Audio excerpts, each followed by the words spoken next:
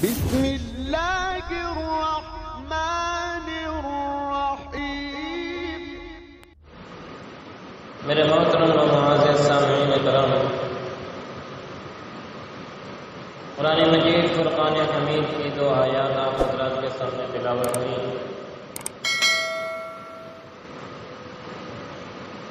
ان آیات کے اندر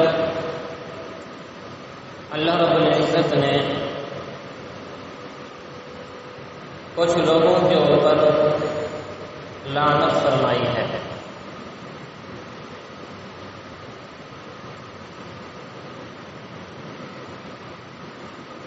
قرآن اور احادیث کے اندر کچھ ایسے اعمال کا تذکرہ موجود ہے کہ جن کی وجہ سے اللہ اور اس کے رسول صلی اللہ علیہ وسلم کی طرف سے ان عمل کرنے والوں کے اوپر لعنت ہوتی ہے۔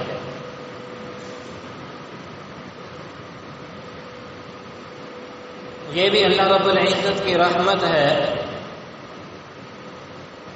کہ جو چیز انسان کے لیے نقصان دہ تھی، انسان کے لیے ذلت اور رسوائی کا سبب تھی دنیا اور آخرت کے اندر، تو میرے اللہ نے ان تمام چیزوں سے انسانوں کو آگاہ فرما دیا اور بتلا دیا کہ ایسے عملوں سے اپنے آپ کو بچاؤ، کیونکہ اللہ کو اپنے بندوں سے بہت زیادہ محبت ہے۔ جیسے دیکھیں، ماں باپ کو اپنی اولاد سے محبت ہو تو والدین اپنی اولاد کو بتاتے ہیں کہ فلاں چیز تمہارے لیے نقصان کا سبب ہے اور فلاں چیز تمہارے لیے نفع کا سبب ہے،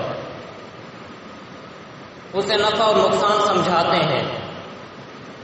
آگے اولاد کی مرضی ہے کہ وہ اس کو مانے یا نہ مانے، ان کی سنے یا نہ سنے۔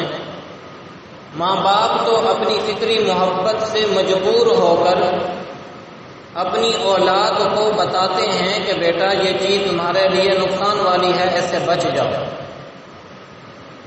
تو اللہ کو تو کہیں زیادہ محبت ہے اپنے بندوں کے ساتھ، لہذا اللہ رب العزت نے بھی انسانوں کو وہ تمام اعمال بتلائے کہ جس کی وجہ سے انسان کو نقصان ہو سکتا تھا۔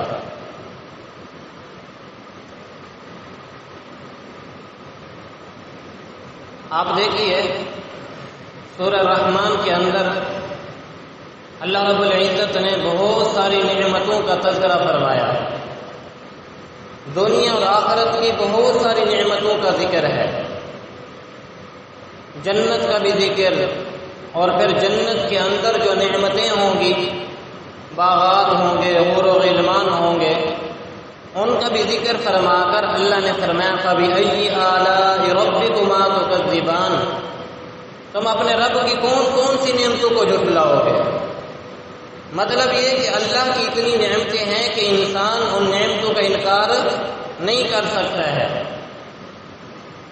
عجیب بات یہ ہے کہ جنت کے اندر جو نعمتیں ہیں یا اس کے علاوہ جو اللہ نے انسان کو نعمتیں عطا فرمائیں، اس کے ساتھ فَبِأَيِّ آلَاءِ رَبِّكُمَا تُكَذِّبَانِ تو لفظ ہے ہی، لیکن جب جہنم کا تذکرہ ہے تو وہاں بھی اللہ نے فرمایا فَبِأَيِّ آلَاءِ رَبِّكُمَا تُكَذِّبَانِ۔ جہنم کوئی نعمت تو نہیں ہے نا بھائی، وہ تو عذاب کی جگہ ہے، تو پھر فَبِأَيِّ آلَاءِ رَبِّكُمَا تُكَذِّبَانِ کیوں ذکر فرمایا؟ حضرت مولانا ڈاکٹر عبدالحی عارفی رحمۃ اللہ علیہ لکھتے ہیں، فرماتے ہیں کہ اصل میں جو انسان کسی کو خیر خواہی کرتے ہوئے یہ بتلائے کہ اس کام کے اندر تمہیں نقصان ہوگا، اور واقعی اس کام کے اندر کیا ہوتا ہو، نقصان ہوتا ہو، اس کی مثال یوں سمجھیں کہ آپ ایک راستے پر جا رہے ہیں، راستے میں ایک شخص آپ کو ملا اور کہنے لگا آگے ڈاکو کھڑے ہوئے ہیں۔ آگے کیا کھڑے ہیں؟ ڈاکو کھڑے ہیں، وہ آپ کو لوٹ لیں گے اور آپ کو نقصان پہنچے گا۔ تو کیا خیال ہے ہمارے دل کے اندر اس کی خیر خواہی اور اس کی محبت کا جذبہ پیدا ہوتا ہے یا نہیں؟ یار اس نے میرے ساتھ خیر خواہی کا معاملہ کیا کہ اس نے ہمیں نقصان سے بچایا ہے۔ تو حضرت فرماتے ہیں کہ اللہ نے جہنم کا ذکر فرما کر، اس کے عذاب اور اس کی وعیدوں کا ذکر فرما کر انسان پر احسان کیا کہ یہ جہنم اور اس کے عذابات جو ہیں تمہارے لیے بہت زیادہ نقصان دہ ہیں، تم انہیں برداشت نہیں کر پاؤ گے۔ لہذا یہ جہنم کا تذکرہ بھی انسان کے اوپر احسان ہے اور اللہ رب العزت کی خاص رحمت ہے جو اپنے بندوں کو بتلا دیا کہ جہنم اور اس کا عذاب بھی ہے۔ اسی لیے فرمایا فَبِأَيِّ آلَاءِ رَبِّكُمَا تُكَذِّبَانِ، تاکہ انسان ان برے عملوں سے بچ کر نیکی اور تقوی والی زندگی گزارے اور اللہ رب العزت کی رحمت کو حاصل کرے۔ لعنت کہتے کس کو ہیں؟ اس کی تعریف سمجھیے۔ لعنت کہتے ہیں، لعنت کا معنی ہوتا ہے دور ہو جانا۔ لعنت کا معنی کیا ہے؟ جب ہم کہتے ہیں نا کہ فلاں شخص کے اوپر لعنت ہو تو اس کا مطلب یہ ہوتا ہے کہ وہ اللہ رب العزت کی رحمت سے دور ہو گیا، وہ اللہ رب العزت کی مدد سے دور ہو گیا، اس کے لیے کوئی اب اللہ کی مدد نہیں، وہ اللہ رب العزت کی خاص عنایت اور شفقت اور محبت سے وہ شخص محروم ہو گیا۔ اسی لیے یہ بات یاد رکھیے کہ کسی مسلمان کے اوپر لعنت کرنا جائز نہیں، کسی مسلمان کے اوپر لعنت کے الفاظ بولنا جائز نہیں۔ وجہ اس کی یہی ہے کہ مسلمان جو شخص ہوتا ہے، کلمہ پڑھ کے مسلمان ہے، تو اللہ رب العزت کی رحمت سے دور نہیں، اللہ کی رحمت اس کے ساتھ ہے۔ جب کسی کے اوپر لعنت بولی جاتی ہے تو اس کا مطلب یہ ہوتا ہے کہ وہ شخص اللہ کی رحمت سے بہت دور ہے۔ اسی لیے یہ جو لعنت کے الفاظ ہیں انتہائی سخت الفاظ ہیں، اور یہ بات بھی معلوم ہوئی کہ یہ انتہائی خطرناک الفاظ ہیں۔ ہمارے معاشرے میں کیونکہ عام طور پر بولے جاتے ہیں نا، تو اس لیے ہمیں اس کی خطرناکی کا علم نہیں ہے، وگرنہ جو لعنت کے الفاظ ہیں، میں نے جیسے یہ بات عرض کی کہ کسی مسلمان کے لیے لعنت کے الفاظ بولنا جائز نہیں، چاہے وہ جتنا ہی گناہگار کیوں نہ ہو، آپ اس کے اوپر لعنت نہیں کر سکتے۔ یہ انتہائی برے لفظ ہیں۔ لیکن جہاں پر اللہ رب العزت نے ان اعمال کا ذکر فرمایا کہ جن کی وجہ سے اللہ کی رحمت انسان کو ملتی ہے، وہاں پر اللہ نے کچھ ایسے اعمال بھی ذکر فرمائے ہیں جن کی وجہ سے انسان اللہ رب العزت کی لعنت کا بھی مستحق ہوتا ہے۔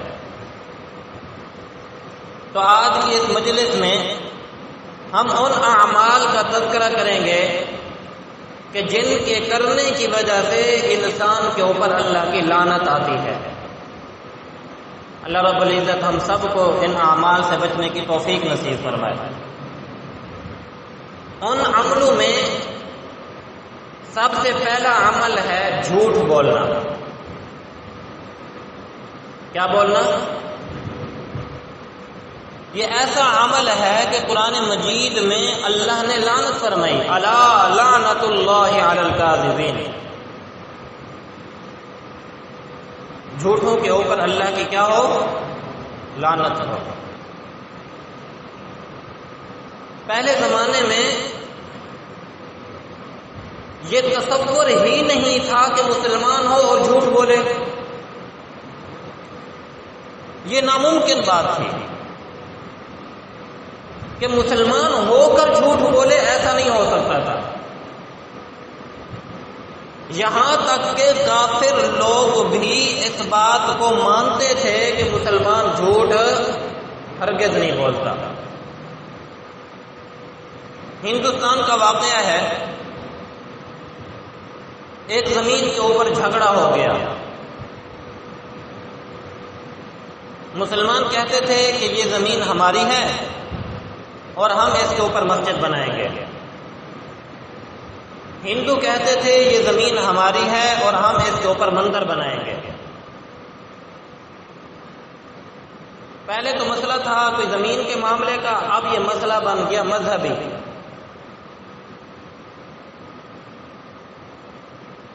معاملہ انگریز کی عدالت میں پہنچا، کیونکہ اس وقت انگریز ہندوستان کے اوپر قابض تھا۔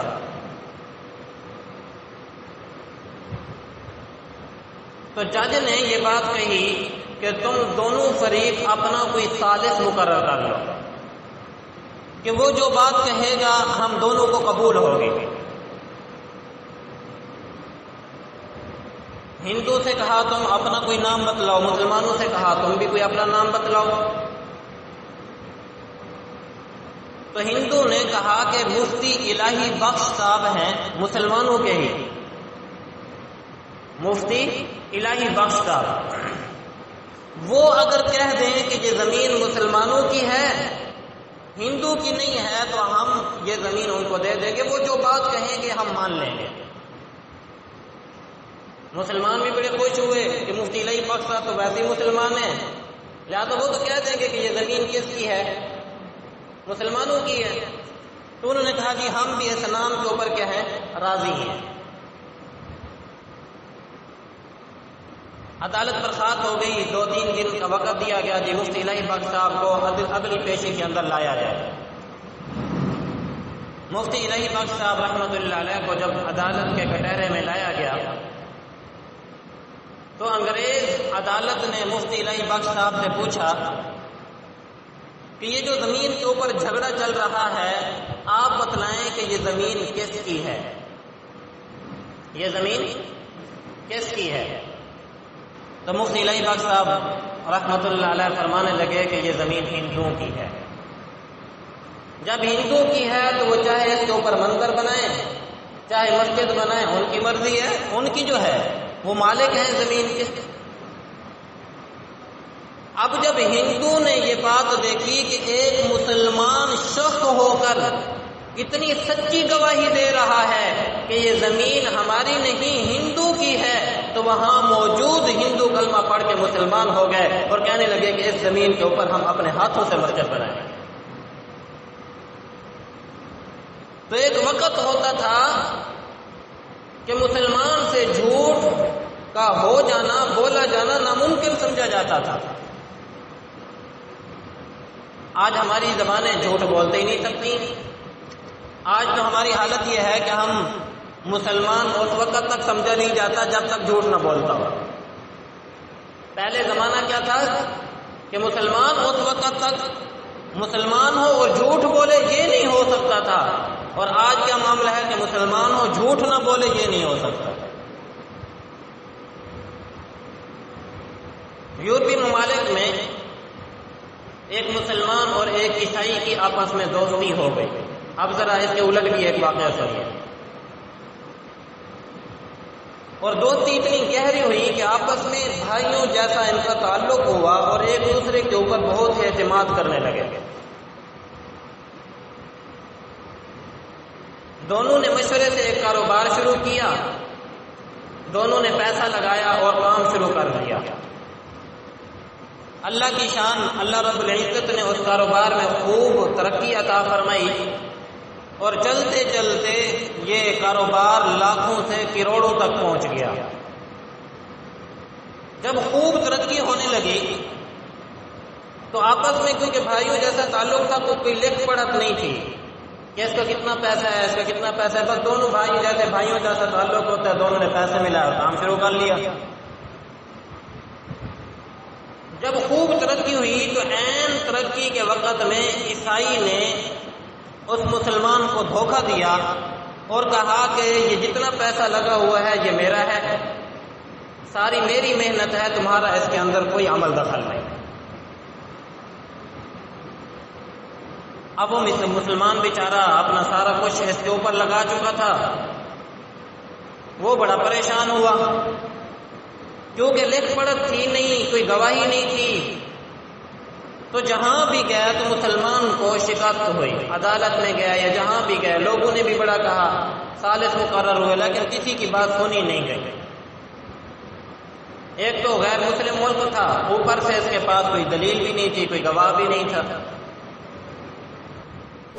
اب اس مسلمان کے اوپر فقر و فاقہ اور تنگ دستی کے حال گزرنے لگے۔ ایک دن ایسا ہوا کہ اس مسلمان کا ایک دوست اس سے ملنے کے لیے آیا، اس کی تنگ دستی کا حال دیکھا تو اسے مشورہ دیا کہ یہاں ایک بہت بڑا عیسائیوں کا پوپ رہتا ہے۔ پوپ جانتے ہیں نا، جیسے ہمارے ہاں بڑا عالم ہوتا ہے، ان کا ایک راہب ہوتا ہے، بڑا عیسائی، بڑا پوپ اسے کہتے ہیں۔ اس کے پاس جاؤ اور اسے کوئی اپنا حال احوال سناؤ، ہو سکتا ہے وہ ان کا مذہبی پیشوا ہے، وہ کہہ دے تو وہ اس کی بات شاید مان لے۔ اب یہ مسلمان بیچارہ دل میں سوچنے لگا کہ میں پہلے تو کتنی مرتبہ کئی لوگوں کو اسے کہہ چکا ہوں، کسی کی اس نے نہیں سنی ہے تو اسے اس کی کہاں سننی ہے۔ بہرحال تم کہتے ہو تو جاتا ہوں۔ اب یہ اس پوپ کے پاس پہنچا، وقت لیا ہوا تھا، اور جا کر اسے سارا حال احوال سنایا کہ اس طرح ہماری دوستی تھی، ہم ایک دوسرے پر اعتماد کرنے لگے اور پیسہ ملا کر ہم نے کاروبار شروع کر لیا۔ اللہ نے جب خوب ترقی دی تو اس نے مجھے دھوکہ دیا اور آنکھیں پھیر لیں اور کہا کہ پیسہ تو تمہارا تھا ہی نہیں، پیسہ سارا میرا تھا اور محنت بھی میری تھی، لہذا اب میرا حال بہت تنگ ہے، آپ کچھ کریں، اسے سمجھائیں۔ پوپ نے جب ساری بات سنی تو لفظ ایک پرچی کے اوپر کچھ لکھا اور اسے دے دیا اور کہا کہ جاؤ اس شخص کے پاس لے جاؤ، تمہارا کام ہو جائے گا۔ اس نے وہ پرچی لی اور اس عیسائی کے پاس گیا اور جا کر وہ پرچی اس کو دے دی۔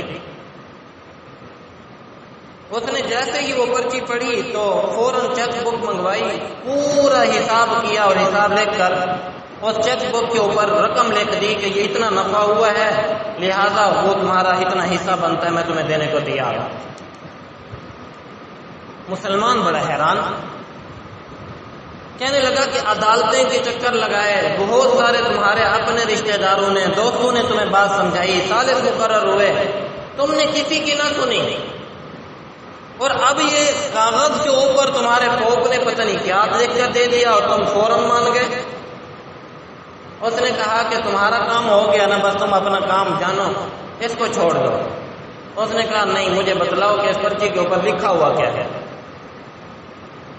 اللہ اکبر کبیرہ۔ جب اس نے یہ بات کی نا تو اس نے وہ پرچی کہا کہ یہ لو تم خود ہی پڑھ لو، اس کے اوپر کیا لکھا ہوا ہے۔ جب پرچی دی تو اس کے اوپر لکھا ہوا تھا کہ کیا تم بھی مسلمانوں کی طرح جھوٹ بولنے لگے ہو۔ اللہ اکبر، آج ہم اتنے گر چکے ہیں، اللہ محفوظ فرمائے، یہ ہنسنے والی نہیں رونے والی بات ہے۔ آج ہم اتنے ذلیل ہو چکے ہیں۔ یہ وہ عمل تھا جس کے اوپر اللہ کی لعنت برستی ہے، اور آج ہمارا شیوا بن چکا ہے۔ ہر چیز کے اندر جھوٹ، ہر چیز کے اندر جھوٹ، کوئی چیز بھی تو ہم نے نہیں چھوڑی ہے۔ جھوٹ کی انتہا کو ہم پہنچ چکے ہیں کہ اب ہماری پہچان جو ہے وہ جھوٹ سے ہونے لگی ہے کہ مسلمان ہو اور جھوٹ نہ بولے، ایسا نہیں ہوتا۔ اس لیے یہ پہلا عمل ہے جس کی وجہ سے اللہ رب العزت کی طرف سے انسان کے اوپر لعنت آتی ہے، لعنت اللہ علی الکاذبین، جھوٹوں کے اوپر اللہ کی لعنت ہو۔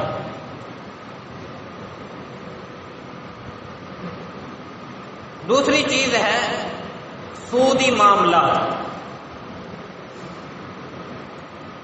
یہ جو سودی معاملات ہیں، سود لینا دینا، سودی کام کرنا، ان سب چیزوں کے اوپر اللہ رب العزت کی طرف سے کیا ہوتی ہے؟ لعنت ہوتی ہے۔ آج جس کے پاس تھوڑا سا پیسہ ہوتا ہے، ریٹائر ہوا تو اس نے پیسہ اپنا بینک اکاؤنٹ کے اندر رکھ کے اس کے اوپر ناجائز منافع لینا شروع کر دیتے۔ سود لینا شروع کر دیتے ہیں.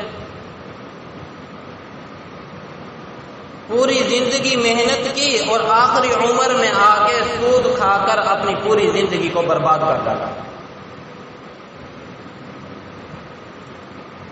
اسی طرح آج کل یہ پرچیوں کا کاروبار ہے.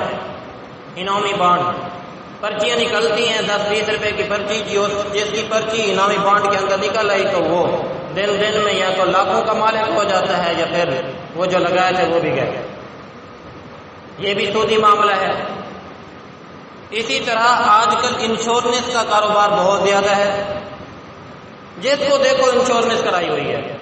اپنے بچوں کی انشورنس، اپنی جان کی انشورنس، زمین کی انشورنس، پتہ نہیں ملوں والے ہیں تو اپنے ملوں کی انشورنس، ہر چیز کی انشورنس کرائی ہوئی ہے.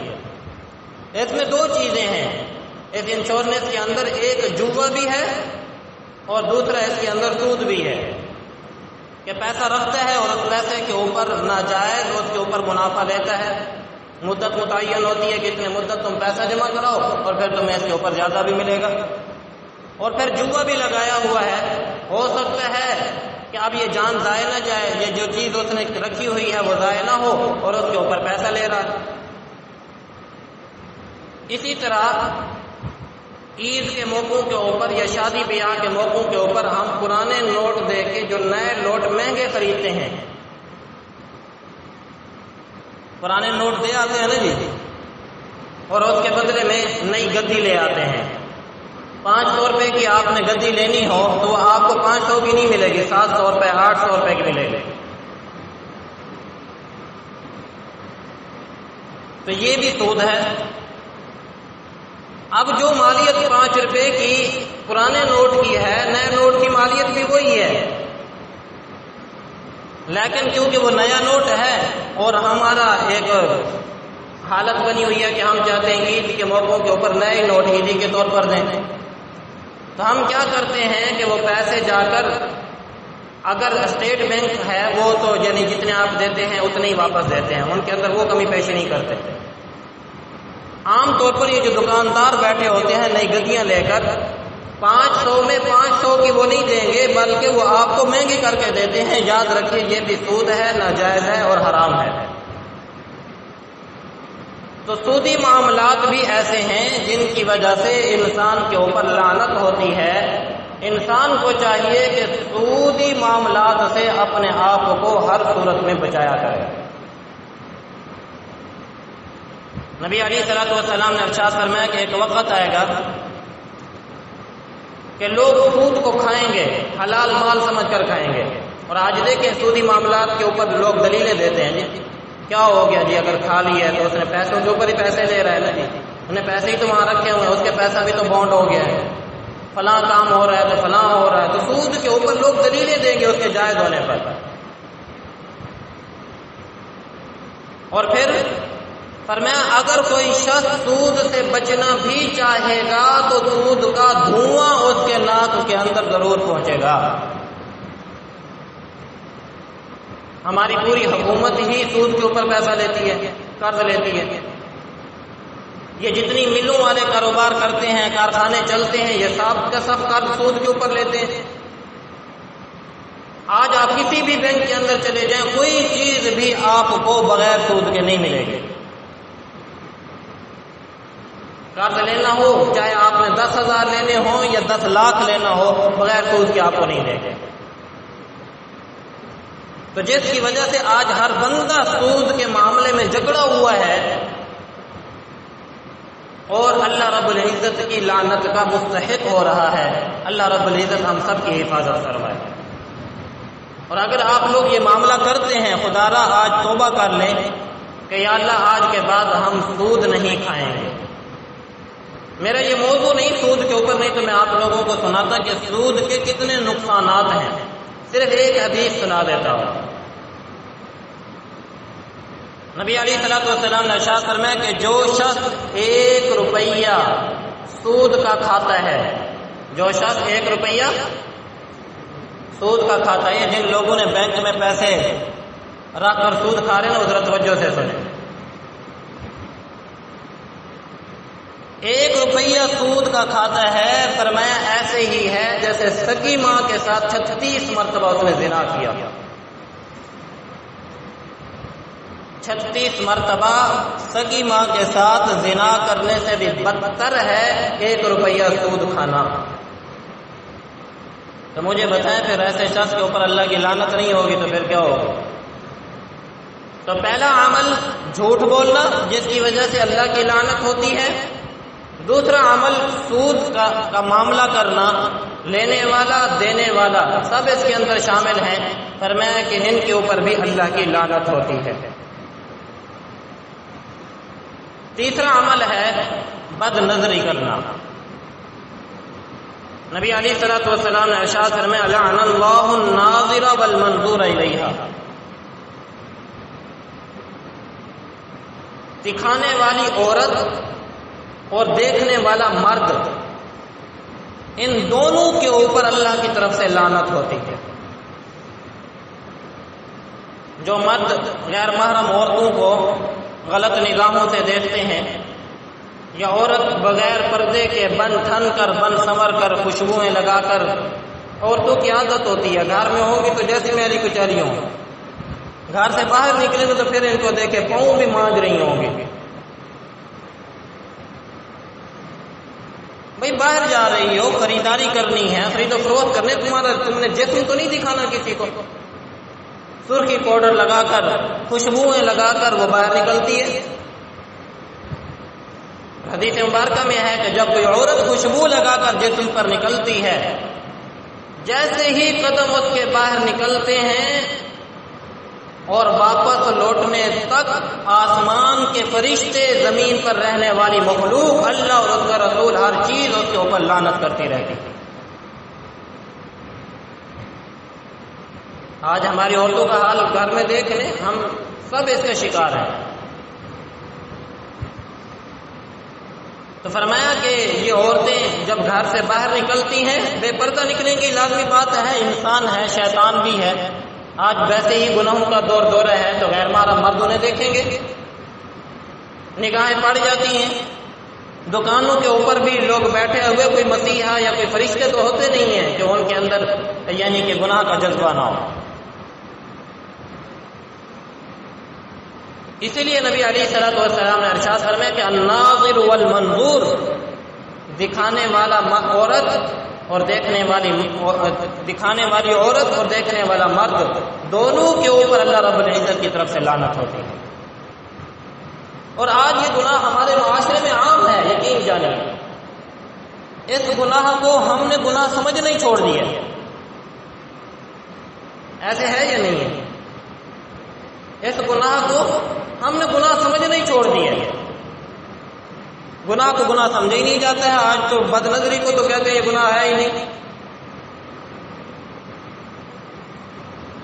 جب انسان کسی ماحول میں رہتا ہے نا اور اس ماحول کے اندر کوئی چیز عام ہو تو پھر انسان اس کا عادی بن جاتا ہے۔ اصل معاملہ یہ ہے، جیسے ایک عورت کسی موچی کے گھر میں شادی ہو کے اس کی آئی تو شروع میں وہ ہر وقت کپڑا لپیٹ کے رکھتی تھی۔ بھئی کیا ہوا؟ بڑی بدبو بہت ہے۔ جب کچھ مہینے گزر گئے تو اب اس کے منہ سے کپڑا ہٹ گیا۔ والدین ملنے کے لیے آئے، کہا کہ اب تمہارے منہ پہ کپڑا نہیں، بدبو نہیں آتی۔ کہا کہ میں نے صفائی اتنی کی ہے کہ بدبو ختم ہو گئی۔ کہا بیٹی صفائی تو نے نہیں کی، اصل میں تو ماحول میں ایسے رہتی ہے کہ اب وہ بدبو تیرے اندر رچ چکی ہے۔ ہم کیونکہ گناہوں کے ماحول میں رہتے ہیں، اس بد نظری کو گناہ سمجھا ہی نہیں جا رہا، یعنی غیر محرم کی طرف دیکھنے کو۔ اور نبی علیہ الصلوۃ والسلام نے ارشاد فرمایا زبان کا گناہ غیر محرم سے بات کرنا، کانوں کا گناہ زنا، گناہ نہیں زنا، غیر محرم کی باتوں کو سننا، آنکھوں کا زنا غیر محرم عورت کو دیکھنا، ہاتھوں کا زنا تمہارا اس کے ہاتھ کو پکڑنا، یہ اسے چھونا، یہ تمہارے ہاتھوں کا زنا۔ تو اسی لیے یہ تیسرا عمل ہے لعن اللہ الناظر والمنظور الیہا، دیکھنے والا مرد، دکھانے والی عورت، ان کے اوپر بھی اللہ کی طرف سے لعنت ہوتی ہے۔ اس لیے اپنی نظروں کو جھکانے کا قرآن مجید میں اللہ نے حکم فرمایا، قل للمؤمنین یغضوا من ابصارہم، میرے محبوب مومنوں کو حکم دے دیجئے کہ وہ اپنی نظروں کو جھکا کر رکھا کریں۔ اور یہ صرف مومن مردوں کو حکم نہیں، عورتوں کو بھی حکم ہے، وَقُلْ لِلْمُؤْمِنَاتِ يَغْضُضْنَ مِنْ أَبْصَارِهِنَّ، میرے محبوب مومنہ عورتوں سے بھی کہیں کہ وہ بھی اپنی نظریں جھکا کر رکھا کریں۔ وہ بھائی اگر باہر نکلنا بھی ہے کم از کم یہ باتیں تو آپ اپنے گھر میں بتا سکتے ہیں یا نہیں بتا سکتے؟ بھی پردے کے اندر نکلیں، خوشبو نہ لگا کے جائیں، زیب و زینت اختیار کر کے نہ جائیں، ضرورت کا جو کام ہے وہ کریں اور پھر واپس آ جائیں، پردے کے اندر جائیں، پردے کے اندر جانے کی ممانعت نہیں ہے۔ میں نے تو بہت سارے ایسے بھی دیکھے ہیں دیہاتوں میں، تو یہ زیادہ ماحول ہے، عورتیں بیچاری گھر سے نکلتی ہیں، گھر سے پردہ کیا ہوتا ہے، باہر آتی ہیں تو اوپر الٹ دیتی ہیں، دکاندار تو جب کوئی چیز خرید رہی ہوتی ہے وہ الٹ دیتے ہیں، پردہ ہی ختم ہو جائے، وہاں پردہ ختم ہو جاتا ہے۔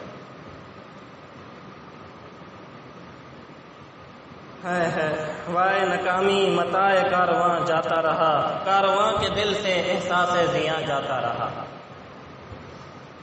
احساس ہی ختم ہو گیا۔ نہ روکا نظر کو جو بے باکیوں سے، نہ روکا نظر کو جو بے باکیوں سے، تو لٹ جائے گی دل کی پونجی ساری ہی۔ کیونکہ حدیث مبارکہ میں آتا ہے کہ جب انسان، کیونکہ یہ ایسا گناہ ہے کہ اس کی وجہ سے انسان کے اوپر لعنت برستی ہے، اور اس کا سب سے بڑا جو مضر اثر ہے وہ یہ ہے کہ بد نظری کرنے والا شخص موت کے وقت میں کلمہ پڑھنے سے محروم ہو جاتا ہے۔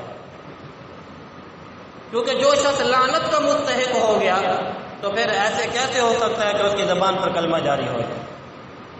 کیونکہ لعنت کا مطلب ہی یہ ہے کہ اللہ کی رحمت سے دور ہے، اس نے اپنا تعلق اللہ سے کاٹ لیا۔ اسی لیے بد نظری سے بھی اپنے آپ کو بچانا۔ چوتھا عمل، یہ بھی ذرا توجہ سے سنیے کہ میں آج وہ عمل ذکر کر رہا ہوں جو آج ہمارے معاشرے میں عام بھی ہیں اور ہم انہیں سمجھتے بھی نہیں ہیں۔ چوتھا عمل جس کی وجہ سے اللہ کی لعنت ہوتی ہے وہ ہے، نبی علیہ الصلوۃ والسلام نے ارشاد فرمایا کہ جو شخص اپنے جسم کو گودے یا گدوائے، فرمایا ایسی عورت اور مرد کے اوپر بھی اللہ رب العزت کی طرف سے لعنت ہوتی ہے۔ جسم کے گودنے اور گدوانے کا کیا مطلب ہے؟ زمانہ جاہلیت میں ان کے ہاں رواج تھا کہ وہ جسم کے اندر سوراخ کر کے رنگ بھرتے تھے، رنگ۔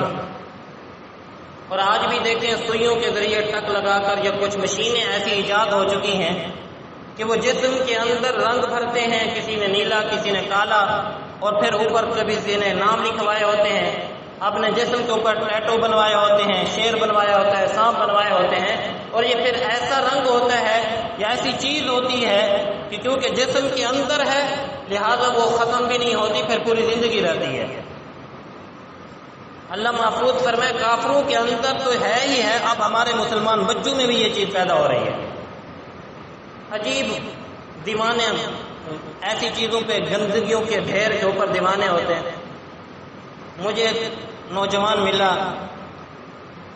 کہ اس نے ادھر نہ ہاتھ کے اوپر ایسا لکھوایا ہوا تھا، اللہ نے ہدایت عطا فرمائی، توبہ کی اس نے۔ میں نے پوچھا کہ یہ ایسا لکھوایا کیوں ہے تو نے، تجھے کیا شوق چڑھا تھا؟ آج کل کے جیسے ہمارے نوجوان ہیں نا کہ وہ نیلی پیلی چیزوں پر بہت جلدی گر پڑتے ہیں، تو وہ بھی اسی طرح کسی نیلی پیلی کے اوپر گرا ہوا تھا، اور اس کی محبت میں آ کر اس نے وہ جو اس کے نام سے شروع ہوتا تھا وہ نقش کروایا ہوا تھا۔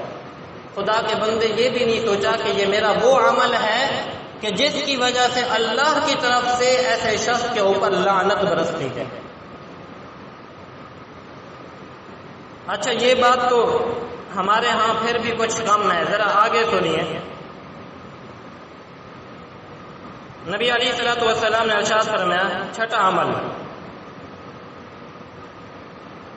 کہ وہ عورت جو اپنے بھویں بناتی ہے یا اپنے بھویں کے درمیان خلا کو پیدا کرنے کے لیے اپنے بالوں کو اکھیڑتی ہے، نبی علیہ الصلوۃ والسلام نے ارشاد فرمایا ایسی عورت کے اوپر بھی اللہ اور اس کے رسول کی طرف سے لعنت ہوتی ہے۔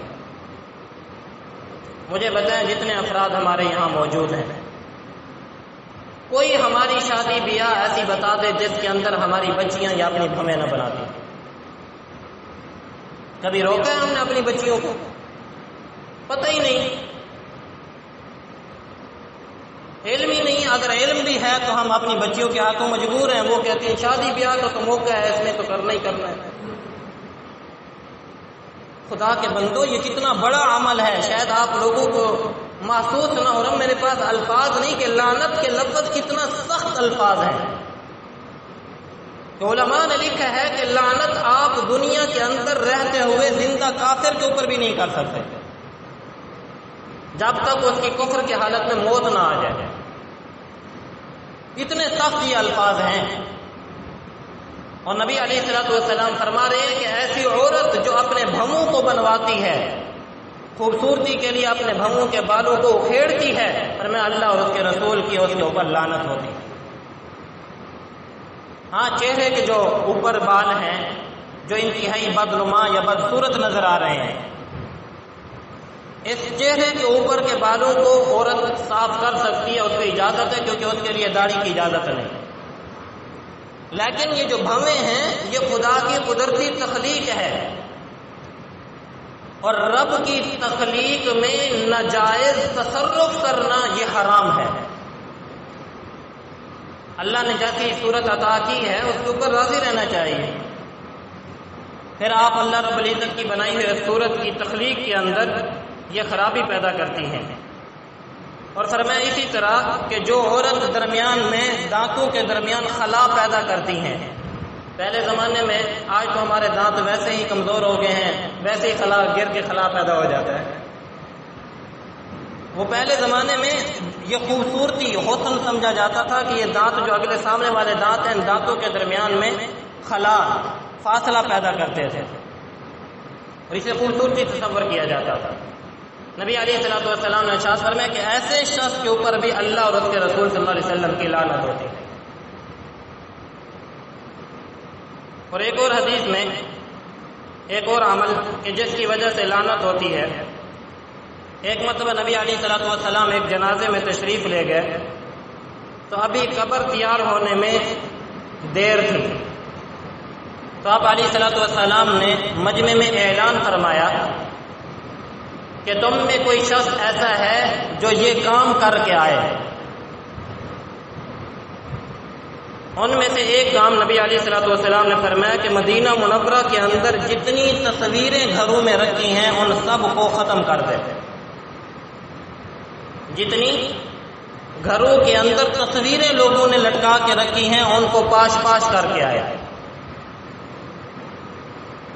اور دوسرا عمل فرمایا کہ جتنی اونچے قبریں ہیں ان سب کو زمین کے برابر کر دے۔ کون یہ کام کرے گا؟ حضرت علی رضی اللہ تعالیٰ عنہ کھڑے ہوئے اور کہنے لگے یا رسول اللہ میں یہ کام کروں گا۔ آپ صلی اللہ علیہ وسلم نے فرمایا جاؤ علی، جس گھر کے اندر تمہیں تصویر نظر آئے اس تصویر کو پاش پاش کر دو، ختم کر دو، اس کے ٹکڑے ٹکڑے کر دو۔ اللہ محفوظ فرمائے، یقین جانیے میں اس وقت جتنے بھی گھروں کے اندر کسی نہ کسی وجہ سے اگر گیا ہوں، کہیں پڑھانے کے غرض سے، کسی کام کے غرض سے یا کسی اور وجہ سے اگر کہیں گیا بھی ہوں تو شاید 100 میں سے کوئی ایک گھر مجھے ایسا ملا ہو جس گھر کے اندر تصویر نہ ہو۔ کسی نے اپنے بابے کی تصویر لگائی ہوئی ہے، کسی نے اپنے دادے کی لگائی ہوئی ہے، کسی نے اپنے بزرگ کی لگائی ہوئی ہے، کسی نے کسی کی لگائی ہوئی ہے، کسی نے کسی کی لگائی ہوئی ہے۔ اور عمل یہاں دیکھیے نبی علیہ الصلوۃ والسلام کا، آپ ذرا یہ حدیث مکمل سنیں پھر آپ کو اس کی وعید بھی سمجھ میں آئے گی۔ اور پھر نبی علیہ الصلوۃ والسلام نے ارشاد فرمایا کہ اس کے بعد کوئی شخص اگر یہ کام کرے کہ اپنے گھر کے اندر تصویر رکھے یا اپنی قبر کو اونچا بنائے، میں کئی مرتبہ قبرستان جاتا ہوں، ہمارے ساتھی قبر بناتے ہیں، کہہ کے تھک جاتے ہیں، سنتے ہی نہیں ہیں۔ صرف ایک بالش اونٹ کی کوہان کے برابر حدیث کے جو الفاظ ہیں، وہ ایک بالش فرمایا کہ آپ قبر کو اونچا رکھ سکتے ہیں، اس سے اونچی قبر کو نبی علیہ الصلوۃ والسلام نے گرانے کا حکم فرمایا۔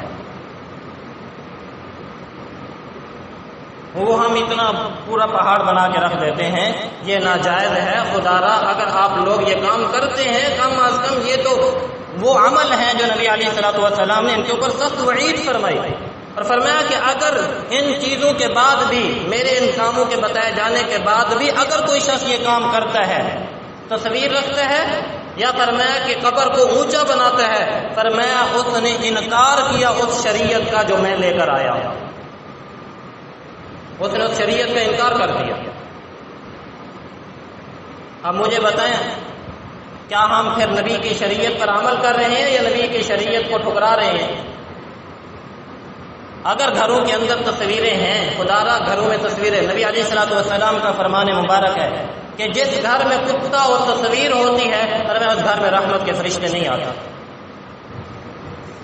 اس گھر میں رحمت کے فرشتے نہیں آیا کرتے۔